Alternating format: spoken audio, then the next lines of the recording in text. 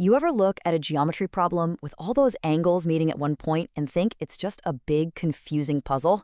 Well, it turns out there's a super simple, kind of elegant rule that unlocks the whole thing.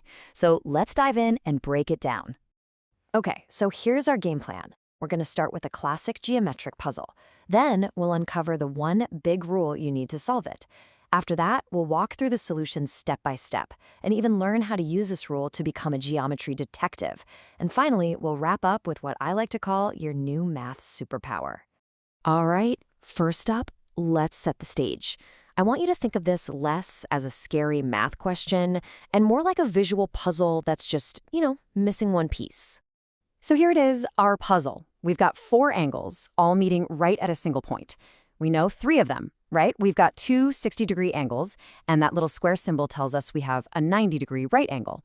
But that 4th one, angle Y, that's a total mystery. So how in the world are we supposed to find its value with just this information? Well, luckily for us, geometry has a built-in key for this exact kind of problem. It's a really fundamental rule that, once you know it, makes these puzzles honestly incredibly simple. Now, the official name for what we're looking at is angles at a point. All that really means is you have a bunch of angles that all share the same corner, or vertex, and if you look at them all together, they form a complete circle. And that brings us to the magic number 360. Here's the most important thing you need to know. Angles around a single point will always add up to exactly 360 degrees. Not 359, not 361, always 360. That's it. That's the one rule you have to remember.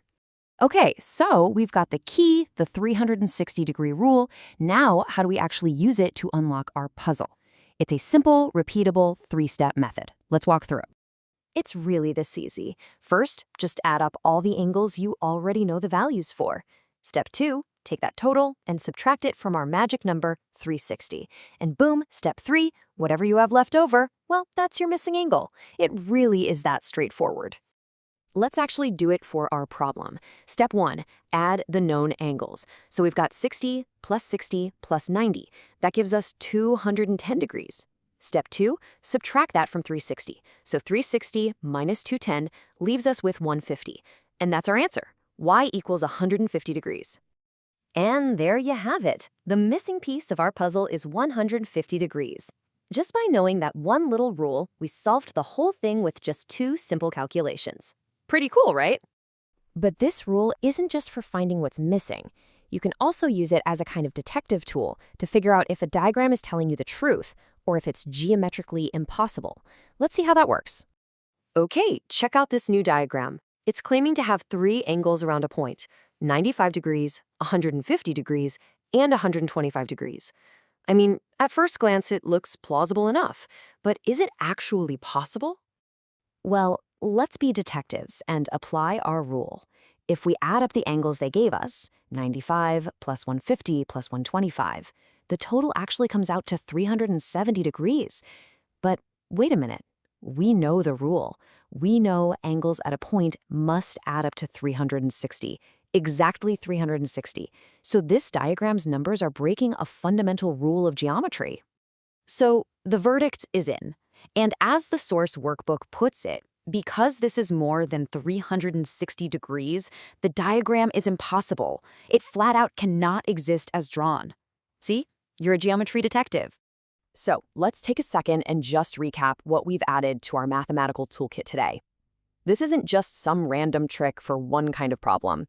It's a genuine math superpower you can use on all sorts of geometric challenges. Let's lock in these 3 key takeaways. First, the big rule. Angles around any single point always add up to 360 degrees. Second, the method. You can find a missing angle just by adding up the ones you know and subtracting from 360. And third, your detective tool. You can check if a diagram is even possible by making sure its angles add up to 360. And that leaves us with a final thought. We've just seen how one single, simple rule can make complicated-looking problems suddenly seem so clear. It really makes you wonder, doesn't it? What other powerful, elegant rules of geometry are just hiding there in plain sight waiting for us to find them?